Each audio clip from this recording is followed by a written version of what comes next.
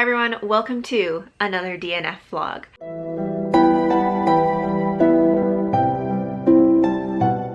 So I actually just finished filming my first DNF vlog and I thought, you know, since I'm already all set up to film, I'll just film a intro clip for another one because I think I want to do more of these DNF vlogs because I find them helpful to keep me motivated to actually read these books and find out if I'm going to DNF them and really make a decision. So hopefully you guys are enjoying this too because I'm finding this very helpful. So if you haven't seen the first one in this, I guess, series that I'm doing, I don't know, we'll find out how long I keep this going. But I'll link it in the description if you want to see it. So the concept for these videos are pretty much that I am trying to clear out my unread TBR shelf and just get rid of some of the books that have been sitting on there for a while and that I am either no longer interested in or for some reason I think they might be a DNF, but I want to at least give them one chance before getting rid of them. And I am taking you along on the process with me. So I have 3 books to talk about for this vlog, which are these 3 right here. These ones are all adult, but they're in different genres. So let's get started. So the first one that I have is Or What You Will by Jo Walton. This was one of my most anticipated releases last year.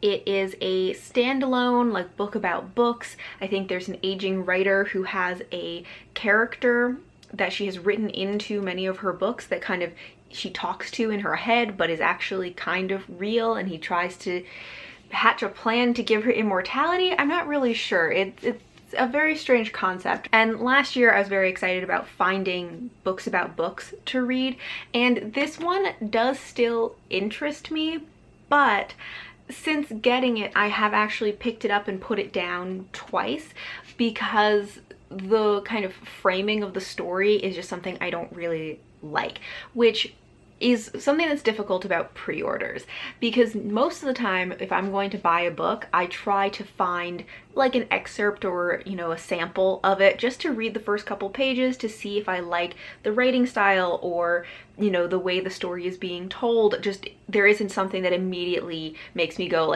I can't do this. But with pre-orders a lot of times you can't really do that. They don't give you a sample before the book comes out. And this one, the concept still intrigues me, but it has a narrator that is talking directly to the reader. I guess, is that breaking the fourth wall? And that's just a thing that I really don't enjoy in books. And it's not even in that kind of vague, let me tell somebody my story. It's the narrator is the character that lives in this author's head, and he is talking directly to the reader. He is aware that he is a character in a book who is talking to a person reading a book. And I just really don't like that, which is why I have picked this up and put this down twice before. The farthest I've ever gotten into this was about 25 pages. And unfortunately, there isn't an audiobook for this book, because sometimes in situations where I don't like the writing or the framing of a story or something like that, I'll try the audiobook, but there's no audiobook for this, so I'm gonna have to read it with my eyes, and I feel like I'm probably not going to finish it, even though the concept is still interesting to me, but I just don't think I'm going to enjoy reading this in the way that it's being told. All right, another book that is on this list is Master of Crows by Grace Draven. This is a adult fantasy romance that I originally bought this because I saw it on Goodreads in, that section when you're looking at a book and then there's a little part that's readers also enjoyed, and then you kind of get recommendations from there. This was on one of those lists on Goodreads for one of the books in the Seven Waters series by Juliet Marillier, which we all know that any book that is at all associated with or recommended in any way connected or recommended based on the Seven Waters series and immediately piques my interest. So I wanted to give this one a try. A few things have happened since I bought this book. One is that I read another book from this author, which I didn't realize at the time, but I read Radiance by Grace Draven, and I thought it was fine. I didn't love it, but that makes me a little more cautious about reading another book from the same author. Of course, maybe I will like a different book or series from that author, but since I wasn't really blown away by one of her other books, it makes me a little more hesitant to read this one. Also, since buying this, I have been reading a little bit more like in the romance genre, and a conclusion that I have tentatively come to is that I don't think I really like fantasy romance, and that when I'm reading genre romance, I tend to go more for contemporary romance. Now, that is based on very little data because I have not read a lot of fantasy romances, and I'm still very new to like the romance genre, so it would be very easy to disprove this assumption that I have about whether or not I like fantasy romance or not. But again, it's still something that makes me a little hesitant to read this book. Also, most of the time when I read genre romance, I mostly enjoy it in audiobook form. I don't tend to physically read a lot of romance, but this is another one that doesn't have an audiobook, so I'm gonna have to read it with my eyes. And we're gonna see how that goes. And then the final book that I have on this for this vlog is maybe the most controversial, or at least the most popular of these, which is A Closed and Common Orbit by Becky Chambers. This is the second book in the Wayfarer series. I read the first book, which is A Long Way to a Small Angry Planet, last year, and overall I enjoyed it. I didn't love it as much as many people seem to on BookTube. Like, BookTube loves the Wayfarer series, and I thought it was all right. I enjoyed it. I can see why people like it, but I just like wasn't as in love with the characters as I was hoping to be. But I was intrigued enough that I bought the second book. I wanted to give it a try. This one, I think, follows different characters. I think there's one character who was in the first book that is in this one, but then surrounding that character is a whole new like cast. So I wonder if maybe I'll like this cast of characters better. But for this one, I do have an audiobook. I already have taken it out from my library on Libby, so I am prepared that I can either read it physically or as an audiobook. So that gives this one a little bit of an edge over the others, that I do have access to an audiobook for this. So for these three books, in the last video, oh no, don't fall, okay, I gave ratings for each of these from 1 to 5 as to how likely I think it is I'm going to DNF the book.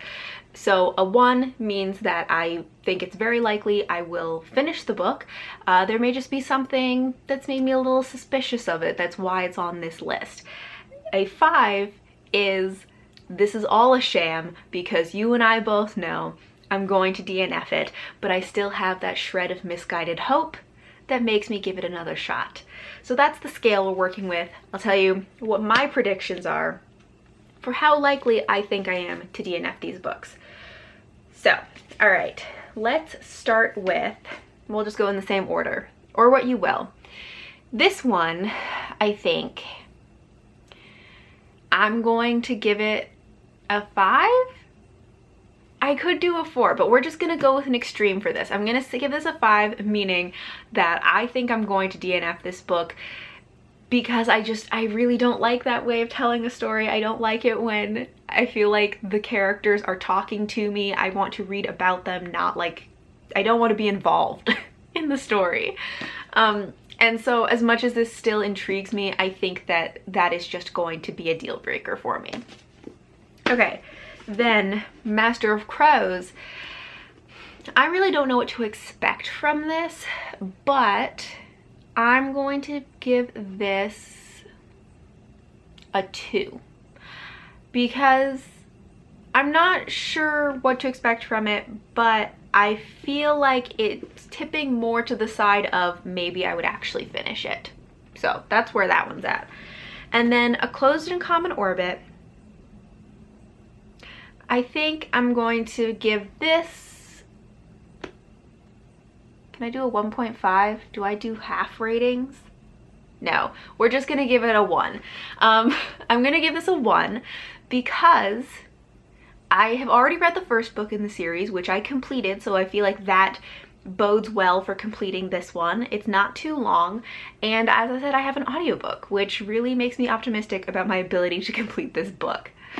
So those are the 3 books that I'm going to be reading, and I will talk to you later once I decide what I'm reading first and I've made some progress.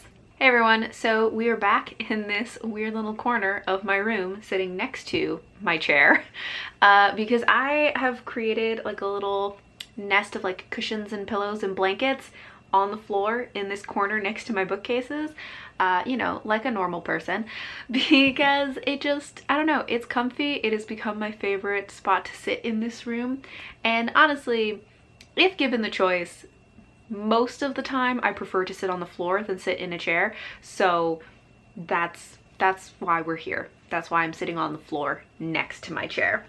Anyways, I have things to tell you about Master of Crows. Mainly the fact that yesterday I read 250 pages of it, so I'm past halfway through, and then I DNF'd it. So this one went by real quick. But first, I'm going to explain to you a little bit about what this book is about, because I went into it knowing pretty much nothing about the plot. So in this, we have 2 main perspectives. One of them is Silhara of Nath, Master of Crows. And so being Master of Crows means that he's some kind of magic user. I think that he uses some kind of dark magic or curse magic. It was not very clear to me. But he is not part of the Conclave, which is like the magic user like organization, and they've kind of shunned him. So he lives out in this like disintegrating mansion kind of out in the middle of nowhere, mostly by himself. He's like a dog and 1 servant that lives with him. While he is out there, he is being plagued by a god named Corruption. So we're not getting real creative with the god names here, but Corruption is trying to corrupt him. So, okay, the backstory of Corruption is very unclear to me. My impression is, at some point in the past, Corruption did something bad, maybe try to take over the world. It's unclear. He did something bad. Someone stopped him and banished him. Maybe it was the Conclave, also unclear. But they think that he is gone forever. But apparently he's not, and he's coming back, and he needs somebody to help him come back fully. And he has chosen Silhara to do that. And so he is plaguing Silhara's mind and dreams, trying to seduce him with visions of power and glory to get Silhara to help him like make a comeback. But Silhara does not want to do this, and his plan is essentially that he wants to try and find some kind of ancient spell that can help him banish Corruption for good. But he needs help translating old manuscripts in order to do this, so he sends a message to the Conclave requesting an apprentice to come help him translate things, knowing that whoever the Conclave sends is probably going to spy on him because they're always suspicious of him. And that's what happens. So our other main character is Martise, who is the spy that is sent to be his apprentice and like help him translate these manuscripts. And also he's supposed to help her like manifest her latent magic, because apparently she has the gift, but they can't get her to use it, and they don't know why. And for some reason the Conclave thinks that he'll be the person who's able to get her magic to manifest. So that's also like kind of happening. And so for Martise's character, her backstory also a little unclear, but she is the slave of somebody who is part of the Conclave, and I think that they have a piece of her soul that is trapped in like a jewel, and that is how they like control her. And I think the deal that she's made with them is pretty much if she spies on Silhara and helps the Conclave take him down, then she will get back this piece of her soul and she will be free. So that's her motives going into this. And then of course the 2 of them have a romance, because it's a romance. So that's the plot. Okay, So there were a few things that were good about this, which is why I got so far into this pretty quickly. For one thing, it just is a really fast read. It was really easy to just fly through like 250 pages in one sitting. So that was nice. I think that the concept of the god corruption was interesting, and him like trying to like seduce Silhara to the dark side and all of this. It's an interesting premise. I think it was underutilized, but it was interesting.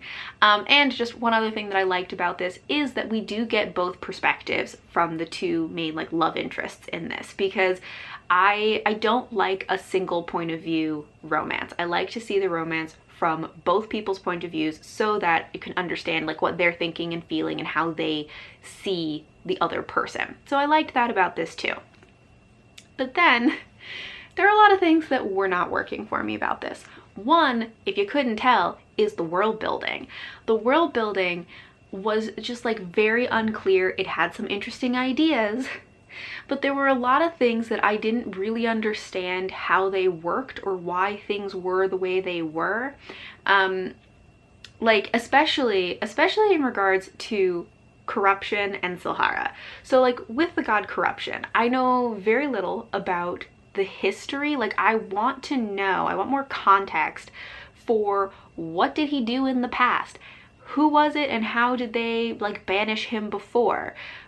When he's coming back, what is he trying to accomplish now? Other than like, I'm assuming he's gonna try and corrupt something because his name is corruption, but that's not a lot to go on. It's just this kind of assumption that he's bad. I have a vague impression that maybe he's trying to take over the world, but like, what would that even be like? I don't know. I want to know like, what are the stakes for this world if corruption does come back?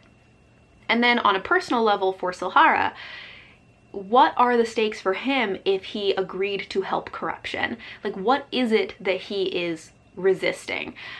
Because corruption keeps referring to him as an avatar, and it's unclear as to whether, does that mean that he will kind of just be the person who acts out the god's orders like in this world and is kind of like his hands in the world?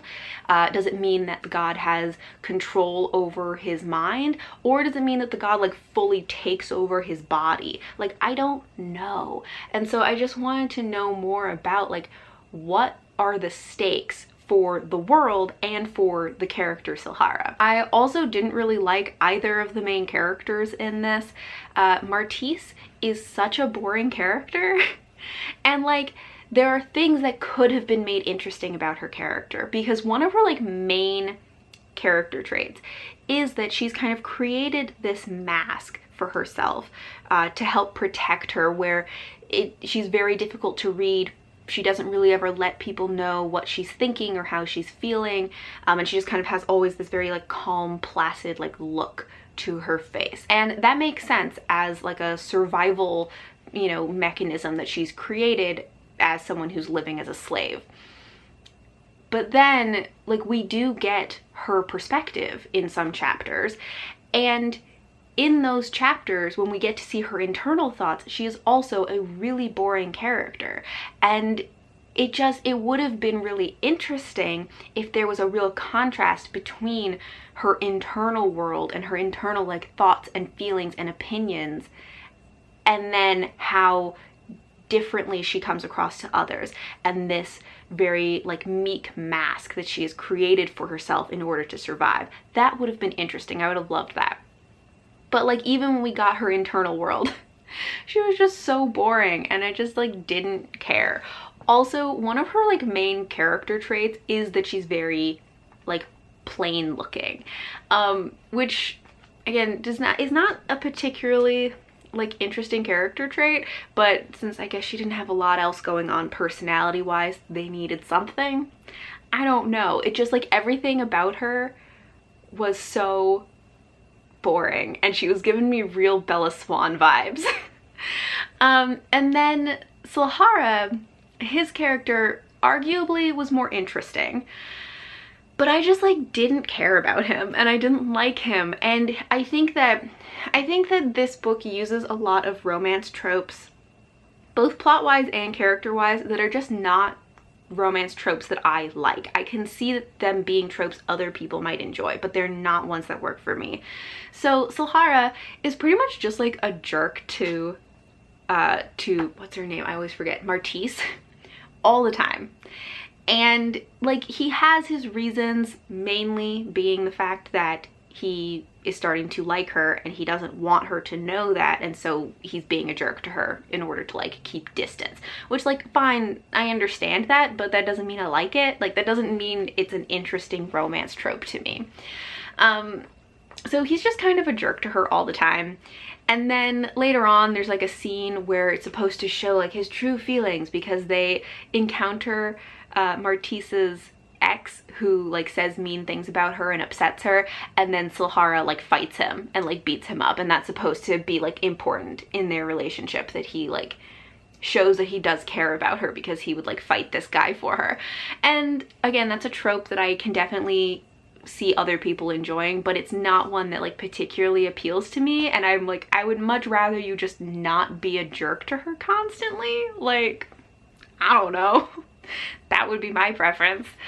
Yeah, so his character, oh, also a lot of his like internal thought process when we get his perspective and he's like thinking about Martise is essentially about how, oh, like she's not even pretty, she's so plain, blah blah blah. And then when he starts becoming attracted to her, his whole thought process is like, how could this possibly be? She's not even attractive, she's so plain, how could I possibly be attracted to her? And like that's his whole thought process, and it just was like, just shut up. Like I don't care about this. It's not interesting. I also don't feel like there was really any chemistry between the main characters, you know, which is important in a romance, for there to be chemistry.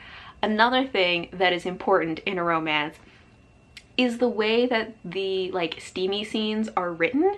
And like, I did not like some of the word choices that the author made during some of those scenes, and that can just be very off-putting. But one in particular, there was a scene where they were just kissing, but it was described as him making love to her mouth, and I just was like, ugh, no. So I got to the point in the book where they had gotten together, they had slept together for the first time, and then I was like, you know what, I'm good, like I'm done.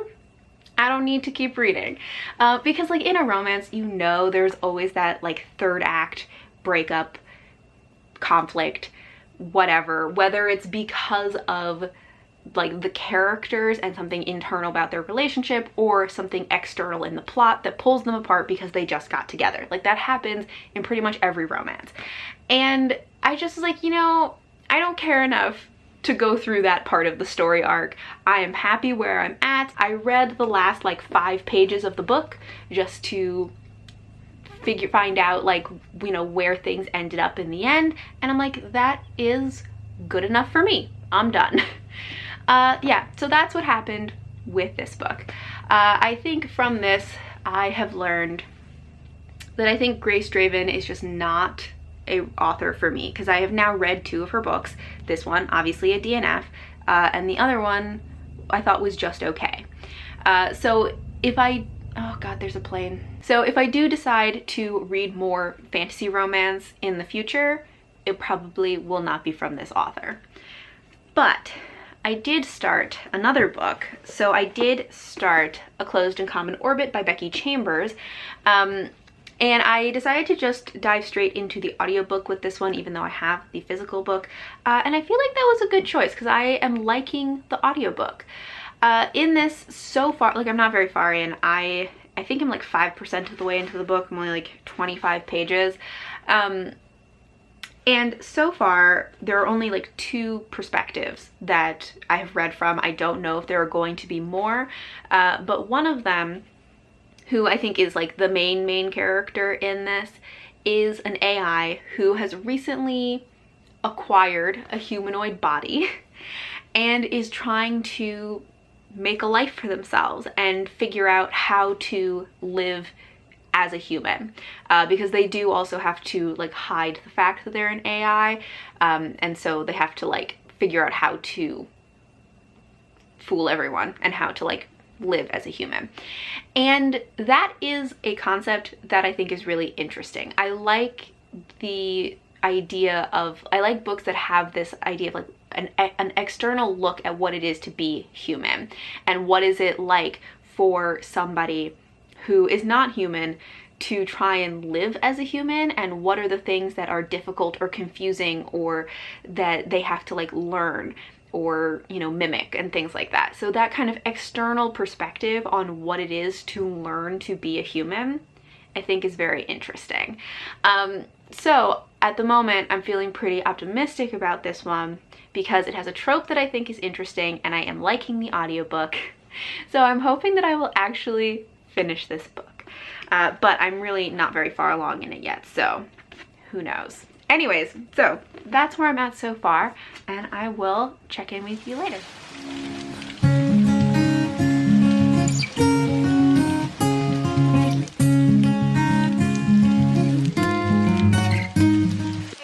A couple days. I know I'm wearing the same dress that I was in the last clip, but I promise it's a different day.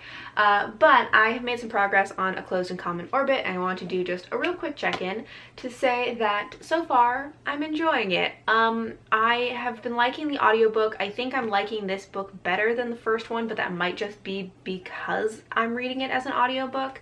Right now I'm almost halfway into the book, about page 133.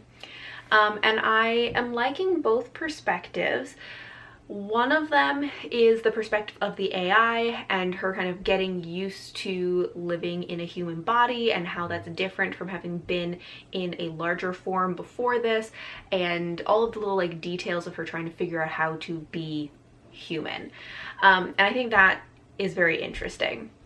The other perspective is kind of the backstory for one of the characters. So there's this character that we know as an adult in the AI's perspective, and then the second perspective is kind of the backstory of that character's childhood and sort of how she ended up where she is now. And I think that it is an interesting enough perspective. I don't totally know why it needed to be its own perspective, because it seems like a backstory that maybe could have been communicated more efficiently some other way. But I think this book, I'm not sure efficiency is its goal in its storytelling, so that's fine. I do kind of wish that there was a little bit more plot to the story. It's often described as slice of life sci-fi, which makes a lot of sense, and slice of life a lot of times doesn't have very much plot. I kind of wish there was like a smidge more plot to it, but a plot might kind of take form later on in the book, because I think that's what happened in the first one, that there wasn't much plot for most of the book, and then right at the end it got like a little bit of plot. So maybe that will happen. And maybe that will kind of explain why it needed to have that full second perspective. I don't know. But overall, I am enjoying it. On a picnic, she took a deep breath. They found the ship. Part 3, Circle.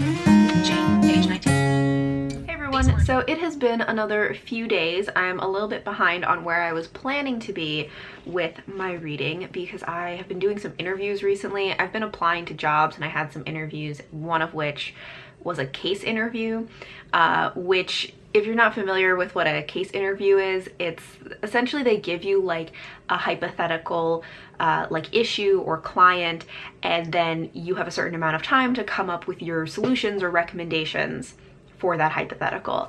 And it's a type of interview that's pretty common in like the consulting world, and one of the places that I applied to is a small consulting firm.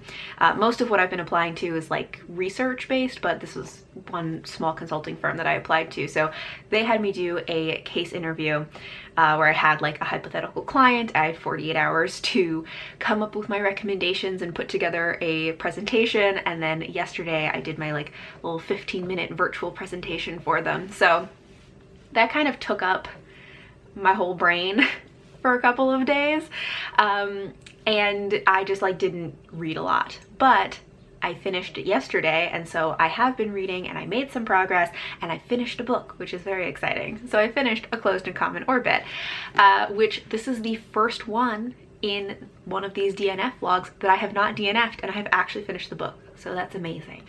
Okay, so it's been a little while since I filmed the last clip, so I'm trying to remember kind of where I left off. What was I last saying about this? I think that I have kind of similar feelings about it, but also some of my questions were like answered by the end of this. So I still enjoy both of the perspectives in this. It did get a little bit of plot right towards the end, which I was kind of expecting because that's what happened in the first book. In the last like 100 pages, we kind of get almost like a heist sort of plot-ish.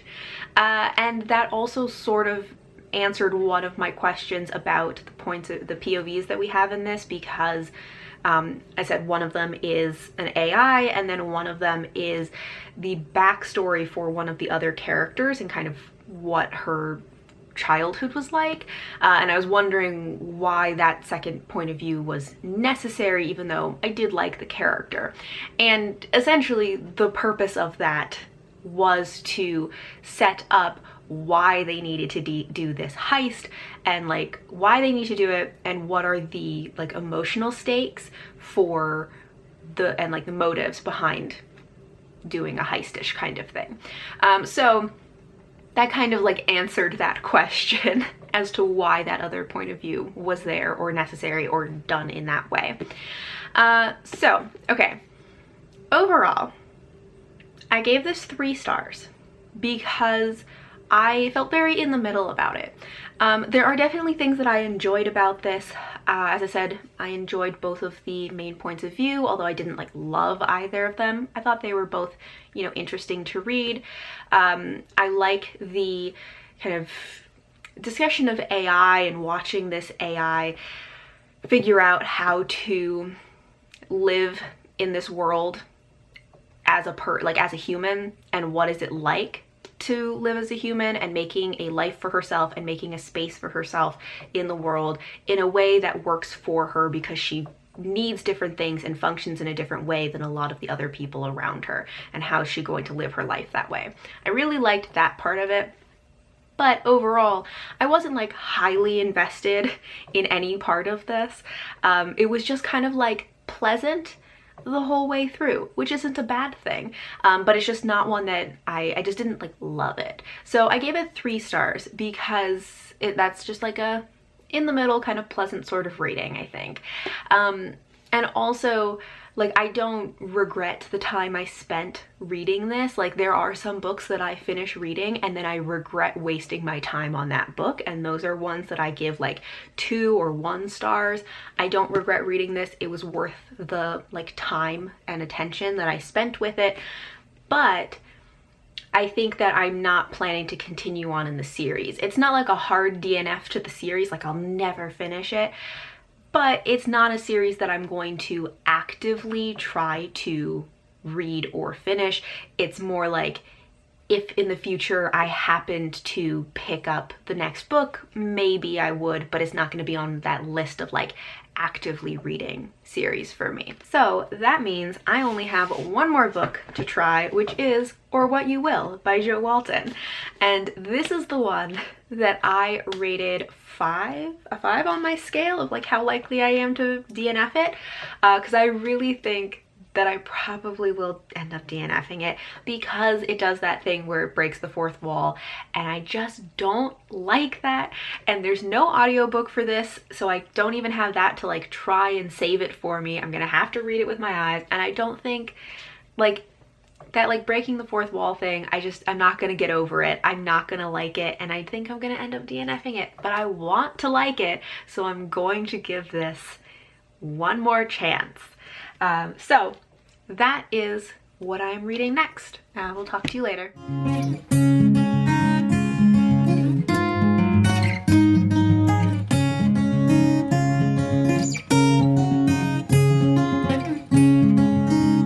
Hello again. So since I last talked to you, for one thing, I cut my hair, which did not go exactly as planned, so I've been cutting my own hair for the last year or so during the pandemic, so I wouldn't have to, you know, go see people. And I've had some real mixed results because I don't know how to cut hair and I'm not great at it, and it's very hard to cut the back of your own head. But I keep doing it because, you know, it always comes out fine enough that I'm just like, it could have been way worse. Like, it's okay enough, and it helps that I have kind of wavy curly hair, so if my lines aren't exactly straight, it just kind of gets like lost in the waviness of it. Anyways, I was intending to just trim it a little bit because my hair's been really annoying me recently, and then it just ended up way shorter than I intended, and I kind of messed up my hairline in the back, but you know what? No one's gonna see that, so it's fine. It's fine. It'll grow out again. It won't be this short forever, so it's fine. Anyways, I have been reading though. I've been reading Or What You Will, and it's gonna be a DNF, you know, just to get to the point. It's gonna be a DNF for multiple reasons.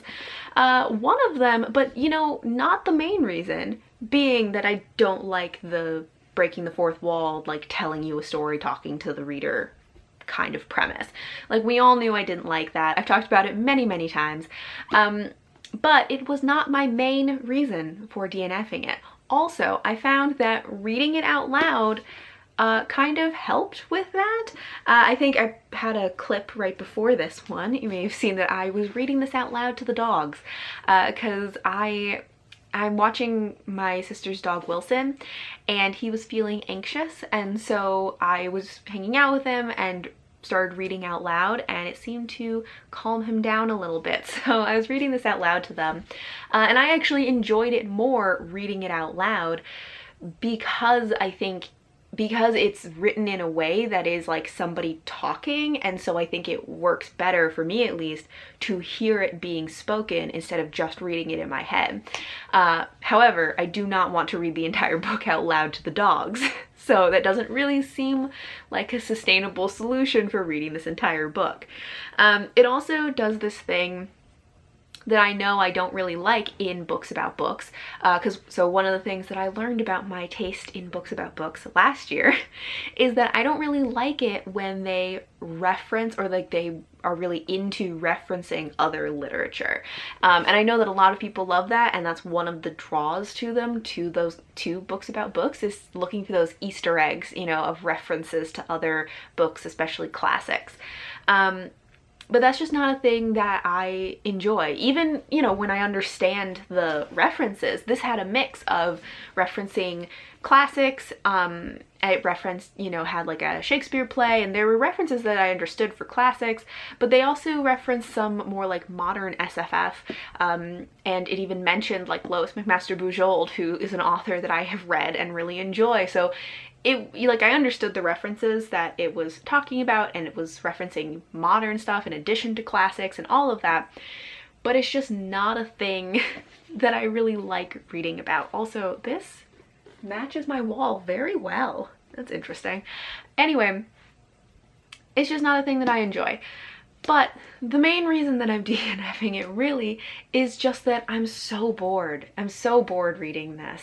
I don't care about anything that's happening. There were multiple chapters where it was just telling stories about Florence and an artist called Brunelleschi. Hopefully I'm pronouncing that kind of correctly. And like is a Renaissance artist in Florence, and I just didn't care about the stories. I don't totally understand why they were necessary. I'm sure at some point it would be made clear as to like why I needed to know those stories, but I was really bored. And then he moved on to some chapters giving backstory about the life of the author that this book is about. It's about this author and this character that lives in her head, and I didn't care about any of the backstory of her life. It was so boring, and I'm just, that's really why I'm DNFing this, is because I'm just so bored reading it. Yeah, so those are my reasons for DNFing this. I will do a wrap up for this vlog tomorrow, so I will talk to you then. Alright, so we are finally here to wrap up this DNF vlog. These are the 3 books that I attempted to read. Of the 3 of them, I did DNF 2 of them, but I finished reading 1 of them. In terms of my ratings for these and how accurate my predictions were, I had 2 that were pretty accurate and 1 that was less so. These are the 2 that were more accurate predictions, or what you will. I gave this a 5, meaning that I expected to DNF this, which I did. I did DNF it. However, it was not for the reasons that I was expecting. I thought that the breaking the 4th wall in the storytelling was going to be the thing that tipped it over the edge and made me DNF it, when what actually, while that was annoying, what actually made me DNF it was that I found the references to other literature and history kind of annoying, and overall was just really bored and uninterested in anything that was happening, whether they were the stories, the history, or the backstory for the main characters. And then the other one was A Closed and Common Orbit. And this I gave a 1, meaning that I thought this was the most likely for me to finish, and I did finish it, so that was a pretty accurate prediction. Overall, I did enjoy this. I liked both of the main perspectives that we had. I liked the way that it explored the experience of this AI and what it was like for her to learn how to live as a human and make a life and a space for herself in the world and figure out who she wanted to be and how she wanted to live. I liked all of those themes about it. And it was generally just kind of a nice, pleasant book the whole way through. However, I wasn't highly invested in anything that was happening in this. So I gave this a 3 because it was like pleasant and nice, and you know, it was worth the time and energy that I put into reading it, but I don't think I'm going to be actively continuing on in this series because I just am not invested enough for that. And then the book that was a little less accurate in my prediction was Master of Crows by Grace Draven. So this one, I think I rated this a 2, meaning that I was kind of in the middle, but more on the side of expecting to like this and finish it. And at the beginning of the book, that seemed like it was going to be an accurate prediction because I liked the way that it started. I liked the idea of this god of corruption trying to like seduce the Master of Crows to his side, and this sort of forced proximity in the romance that they had. Like, there are things about this that I thought had potential, but I ended up really not liking that the world building was very unclear, which made some of the plot and motivations less interesting. And then I didn't really like either of the main characters in this. I didn't feel like they had chemistry, and it just used a lot of romance tropes that may work for other people but are not tropes that work for me. So it ended up being a DNF, so a less accurate prediction. Alright, so that is the conclusion of another successful DNF vlog. Thank you all for watching. I hope you enjoyed, and until next time, bye!